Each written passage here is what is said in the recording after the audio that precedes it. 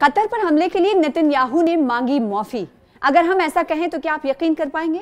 वो नेतन्याहू, वो Benjamin Netanyahu जो अलग अलग सतह पर अलग अलग ममालिक से लोहा लेने के लिए तैयार थे, ना सिर्फ लोहा लेने के लिए तैयार थे बल्कि उनके ड्रोन अटैक्स और मिसाइल अटैक्स में कई देशों में खलबली भी मच गई थी। और पिछले दिनों दोहा पर जो अटैक किया गया था इसराइल की तरफ से, उसने तमाम जो गल्फ कंट्रीज हैं, मिडिल ईस्ट में हलचल मचा दी थी, जिसके बाद हमने देखा था कि आनन फानन में कतर ने एक मीटिंग बुलाई थी और इस मीटिंग में तमाम जो मिडिल ईस्ट के ममालिक हैं उनके वज़राए खारजा इकट्ठा हुए थे, सर जोड़ कर बैठे थे और ये एक तरह से एक हिकमत अमली मुरतब की गई थी। डिक्लेरेशन, दोहा डिक्लेरेशन का नाम दिया गया था और ये कहा गया था कि इसराइल को कमज़ोर करने के लिए हमें हर सतह का इस्तेमाल करना होगा, चाहे वो इक्तिसादी तौर पर हो, माशी तौर पर हो, या फिर उस रिश्ते को लेकर हो, या फिर किसी और तरह से इसराइल को माली मदद जो पहुंचाई जा रही, या फिर ट्रेड डील हो। ये अलग अलग तरीके से हम इसराइल को छल निकलने की कोशिश करेंगे, ऐसा दोहा डिक्लेरेशन ने हिकमत अमली मुरतब की थी। और अब वही इसराइल के नेता, वही बेंजामिन नेतन्याहू, कतर पर हमले के लिए नेतन्याहू ने माफी मांगी। जी हाँ, ये कोई सुनी सुनाई बात नहीं, ये सच है, हकीकत है। जी हाँ, कब और कैसे हुआ पूरी तफसील आपको इस वीडियो के जरिए बताएंगे। आदाब, इस्तकबाल, स्वागत है आपका। आप देख रहे हैं ये खास वीडियो, मैं हूं आपके साथ सना वारिस। व्हाइट हाउस से कतर के पीएम को फोन लगाया गया और उस वक्त जब फोन लगाया गया था तो उस वक्त डोनाल्ड ट्रंप भी मौजूद थे। वो डोनाल्ड ट्रंप जो दो देशों के बीच शांति वार्ता की शुरुआत करने के लिए अपने आप को आगे रखते हैं, वो भी मौजूद थे। तो इस्राएली वजीर आजम बेंजामिन नेतन्याहू ने कतरी वजीर आजम मोहम्मद बिन अब्दुर्रहमान अस्सानी से फोन पर बात की और दोहा में होने वाले फिजाई हमले पर माजरत की, माफी मांगी। उन्होंने सिक्योरिटी गार्ड की हलाकत पर भी दुख का इजहार किया। ये गुफ्तगू ट्रंप के सामने हुई है। इसराइली वजीर आजम बेंजामिन नेतन्याहू ने जब कतरी वजीर आजम मोहम्मद बिन अब्दुर्रहमान बिन अस्सानी को व्हाइट हाउस से टेलीफोन किया और दोहा में होने वाले हालिया हमले पर माफी मांगी तो रिएक्शन क्या था? मिडिल ईस्ट ममालिक का, कतर का रिएक्शन क्या हुआ? कतरी प्रधानमंत्री ने, पीएम ने क्या कहा वो आपको बताएंगे। और ये कब हुआ था? इस माह के शुरू में होने वाली कार्रवाई में हमास के रहनुमा खलील अहया के बेटे और उसके साथी जिहादुल बाद समेत 5 अफराद मारे गए थे। नेतन्याहू ने यह बयान अमेरिकी सदर डोनाल्ड ट्रंप से मुलाकात के बाद दिया।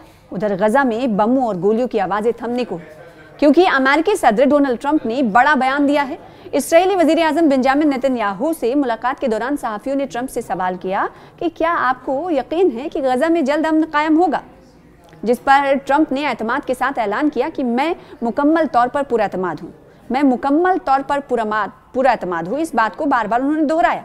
तो एक ये बात है और दूसरी तरफ ये है कि बेंजामिन नेतन्याहू ये आप माफी मांगते हुए नजर आ रहे हैं। वो लीडर जो पै दर पै दिगर, पिछले दिनों आपको याद होगा कि 72 घंटे में 6 से 9 हमले उसने अलग अलग ममालिक पर किए थे और हलचल मचा दी थी। वो शख्स, वो मुल्क, उस मुल्क के प्रधानमंत्री, उस मुल्क के पीएम अब माफ़ी मांग रहे हैं। और माफ़ी किस लिए, किस इंसिडेंट के लिए मांग रहे हैं? कि जब कतर के दोहा में एक मीटिंग हो रही थी, वो भी अमन की मीटिंग थी कि हमास और गजा में और फ़लस्तीन पर जो इसराइली बर्बरियत है, एक डेलीगेशन उधर से आया था और हमास का डेलीगेशन उसमें मौजूद था और इसमें 5 लोगों की मौत हुई थी। और जिस पर हमने देखा कि कई ममालिक, उसी हमले ने कई मिडिल ईस्ट के ममालिक को एक साथ लाया, एक पेज पर लेकर आया। और उसी डिक्लेरेशन के बाद हमने देखा कि सऊदी अरब और पाकिस्तान ने एक दूसरे से हाथ मिलाया और ये कहा कि हम ऐसा समझौता कर रहे हैं कि अगर हमारे ऊपर हमला हुआ तो हम सऊदी अरब, यानी दोनों मुल्कों ने किसी एक मुल्क पर हमला होने को दूसरे पर हमला करार दिया। इस तरह के डिक्लेरेशन हुए थे, इस तरह के समझौते होते हुए दिखाई दिए। अब उस मुल्क की तरफ से माफी मांगी जा रही है। बेंजामिन नेतन्याहू माफी मांग रहे हैं और इस माफी किसके सामने मांगी जा रही है? डोनाल्ड ट्रंप उस वक्त मौजूद हैं और मौजूद रहे जब फोन व्हाइट हाउस से किया गया था कतर के वजीर आजम को। और कतर के वजीर आजम ने क्या कहा इस वीडियो के जरिए आपको बताएंगे। और दूसरी तरफ डोनाल्ड ट्रंप से जब सवाल किया गया कि आखिर दोनों मुल्कों के बीच क्या आपको लगता है कि एतमाद की बहाली के लिए आप पुरुम्मीद हैं, तो उन्होंने कहा मैं मुकम्मल तौर पर पुरुम्मीद हूँ। दोनों रहनुमा मुलाकात कर रहे हैं। उधर कतर ने कहा है कि हमास अपने हथियार मुकम्मल तौर पर हवाले करने के लिए तैयार है। गजा अमन मंसूबे के 21 नुकाती एजेंडे को जो पेश किया गया है उसकी झलकियां क्या है, आखिर 21 नुकाती झलकियां क्या है जो इस वक्त चर्चा में है और जो डोनाल्ड ट्रंप ने इस प्रेस वार्ता में, प्रेस कॉन्फ्रेंस के जरिए कही थी। इस प्रेस कॉन्फ्रेंस में इसराइल और डोनाल्ड ट्रंप की तरफ से जो 21 तजवीज़ें दी गई हैं वो क्या हैं, उस पर भी नज़र डाल लेते हैं। यानी इन तमाम चीज़ों को अगर हमास मानता है तो दोनों मुल्कों के दरमियान ये जो सीज फायर है वो लागू हो सकता है। वो झलकियाँ उनमें से कुछ अहम जो बिंदु हैं वो आपके सामने रखते हैं। इसमें ये पहली शर्त ये है कि हमास फौरी तौर पर तमाम इस्राएली यरगमालियों को, हॉस्टेजेस को लौटा देगा, रिहा कर देगा।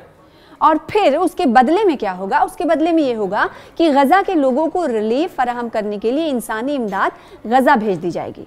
और इसी तरह इस्राएली फौजी गजा की पट्टी से बतदरीज मतलब एक एक करके इनखला करेंगे।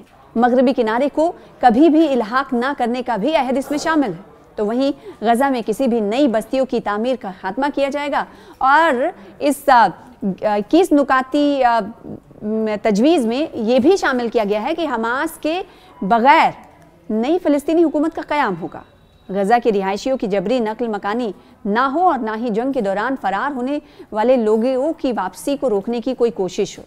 ये 21 तजावीज़ में शामिल है। कतर ने अमरीकी सदर डोनाल्ड ट्रंप को यकीन दिलाया है कि वो हमास को अमन मुआहदे पर राज़ी करने पर आमादा कर सकता है, जिसमें हथियार डालने और मुसल्लह सरगर्मियां बंद करने की शर्त शामिल है। अब आप सोच रहे होंगे कि कतर का आखिर जिक्र क्यों आता है। इससे पहले भी हमने देखा कि कतर मीडिएशन करता है, सालसी करता है। तो कतर ने दोनों मुमालिक के बीच सालसी का किरदार अभी नहीं, गुज़िश्ता कई सालों से जारी रखा हुआ है। और इसीलिए हमने देखा कि इसराइल ने कतर को निशाना बनाया था। कतर को निशाना इसलिए बनाया गया था कि इसराइल ने कहा कि जो भी हमास को अपने यहाँ पनाह देगा, किसी तरह का हेडक्वार्टर या फिर किसी तरह की मौजूदगी वहाँ पर दिखाई देगी, हम उस मुल्क को टारगेट करेंगे। लेकिन अब एक बार फिर से कतर सालसी का किरदार अदा करने की कोशिश करता हुआ दिखाई दे रहा है। इसमें कतर का कहना है कि उसकी सालसी से गजा में कशीदगी कम करने में मदद मिलेगी और फ़लस्तीनी ग्रुपों को मुज़ाकरात की तरग़ीब मिलेगी। ये इक़दाम मशरिक़ वस्ता में अमन की कोशिशों में एक अहम मोड़ साबित हो सकता है।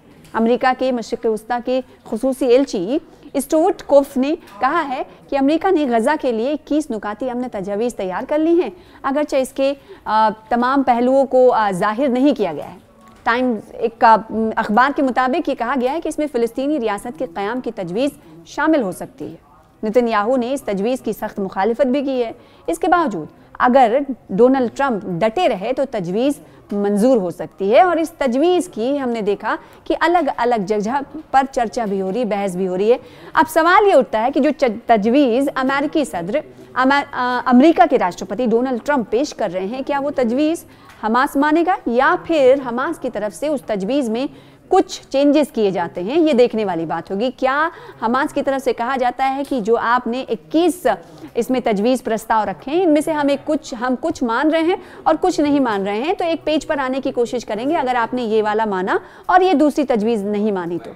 क्या इस तरह का कोई अमल देखने को आने वाले दिनों में मिलेगा? ये देखने वाली बात होगी। इस पर कुछ नहीं कहा जा सकता, लेकिन इतना तो ज़रूर है कि कतर एक बार फिर से सालसी के लिए तैयार हो गया है। भले ही इसराइल की तरफ से कतर को निशाना बनाया गया था। कतर में हमला उस बिल्डिंग पर किया गया था जहां पर हमास के लीडर सर जोड़ कर बैठे थे और दूसरे डेलीगेशन से बातचीत कर रहे थे कि इसराइल और गजा फ़लस्तीन पर हो रहे अटैक को रोकना है, सीज़ फायर को लागू कराना है। इसको लेकर बातचीत हो रही थी क्योंकि आपको मालूम ही है कि इसराइल में इस वक्त फायरबंदी लगातार जारी है और फायरबंदी की खिलाफ वर्जी लगातार इसराइल की तरफ से की जा रही है। ड्रोन अटैक्स किए जा रहे हैं। आईडीएफ के फौजियों की तरफ से इसराइली बच्चों को भी निशाना बनाया जाता है। और एयर ड्रॉप्स हमने देखा था कि पिछले दिनों बहुत सारे ड्रॉप्स किए गए थे ताकि जो वहाँ पर कहत साली भुखमरी जो पैदा हो रही है वो उसमें थोड़ी सी कमी किया जा सके, क्योंकि इस वक्त वहाँ पर खुराक की बेहद कमी है। हमने देखा कि एयर ड्रॉप्स के पीछे जो अवाम है, वहाँ के बच्चे हैं, दौड़ते हुए नजर आए और ऐसे में कई लोगों की अमवात भी हुई है। और अभी जो ताज़ा पेशरफ्त हुई है वो ये है कि हमने देखा कि पहले हवा से एयर ड्रॉप्स के जरिए गिराए गए सामग्री, खाद्य सामग्री, ज़रूरी अशिया, खाने पीने की चीज़ें, और अब फ्लोटेला, समूद फ्लोटेला, ये बहरी जहाज पर मुश्तमिल बेड़ा है। ये काफिला है, किश्तियों का काफिला है जो अलग अलग मुमालिक के रुकन से भरा हुआ है और ये गजा की तरफ जा रहा है मुहासरा तोड़ने के लिए, ताकि गजा के लोगों को जो अशियाए खुर्दनी हैं या ज़रूरी सामान है उन्हें मुहैया कराया जा सके और कत्ल व गारतगिरी जो इसराइल की तरफ से जारी रखी गई है उसे बंद कराया जा सके, आलमी सतह पर की चर्चा हो। और यहाँ पर यह भी बताना ज़रूरी है कि पिछले हफ्ते 23 सितंबर का वक्त था जब इसराइल की तरफ से जो कश्तियाँ थीं वो करीब जब पहुँच रही थी तो हमने देखा कि इसराइल की तरफ से बमबारी की गई और इसराइल ने कहा कि मैं चेतावनी देता हूँ कि हमारे दायरे हुदूद में अगर आप दाखिल होंगे तो ऐसे ही आपको सामना करना पड़ेगा। और इस वक्त ये खबर आ रही है कि समूद फ्लोटेला के 2 जहाज़ बहुत ही करीब गजा के सरहद के साहिल के बहुत ही करीब पहुंच चुके हैं। सिर्फ और सिर्फ 500 किलोमीटर की दूरी बताई जा रही है। ऐसे में सबसे दाद देने वाली बात यह है कि अल समूद फ्लोटेला की कश्तियों में शामिल ये जो कारकुन हैं, अलग अलग शोबे हयात से जुड़े हुए कारकुन हैं, इनमें ज़रा सा भी डर का माहौल नहीं है। इसमें हमबर्ग भी हैं, इसके अलावा अलग अलग शोबे हयात से जुड़े हुए लोगों का ये काफिला है जो गजा की तरफ रवाना है और इनमें अज़्म मुसम्मम है, इनमें बहादुरी झलकती है, इनके चेहरे पर ज़रा से भी डर और खौफ कुछ भी नहीं दिखाई देता है और खुशी खुशी ये गजा के लिए आगे बढ़ते हुए दिखाई दे रहे हैं। और इस बीच इसराइल भी चेतावनी देता हुआ, इंतबा देता हुआ नजर आ रहा है कि अगर ये जैसे जैसे आगे बढ़ेंगे हम इनको अपनी हुदूद में दाखिल नहीं होने देंगे। और एक हमला करके हमने दिखा भी दिया, एक नहीं कब 2 हमला किया गया, 2 इसराइल ने वक्तन फ़वक्तन किया और ये बताया कि अगर ये तमाम काफिले हमारे हुदूद की तरफ आने लगेंगे तो हम इन्हें निशाना बनाएंगे और हम इन्हें चेतावनी पहले ही देते हैं। तो अब सवाल ये उठता है कि ये फ्लोटिला तो आगे की ओर बढ़ रहा है कि कहीं फिर से इसराइल की तरफ से हमला ना किया जाए, टारगेट ना किया जाए, ये देखने वाली बात होगी। तो दूसरी तरफ ये है कि एक बड़ी पेशरफ्त ये हुई, कतर से मौफी इसराइली वज़ीर आज़म बेंजामिन नेतन्याहू का मांगना बहुत बड़ी पेशरफ्त की शक्ल में माना जा सकता है, क्योंकि वो इसराइल जो एक ही वक्त में कई मुमालिक से लोहा लेने के लिए और अपनी बादशाहत बरकरार रखने के लिए और अपनी मौजूदगी दर्ज कराने के लिए हमने देखा कि बमबारी करता रहा है, वो मौफ़ी पर कहीं ना कहीं आमादा नज़र आ रहा है या मौफ़ी मांग रहे हैं। तो ये बड़ी पेशरफ्ती से मानी जा सकती है।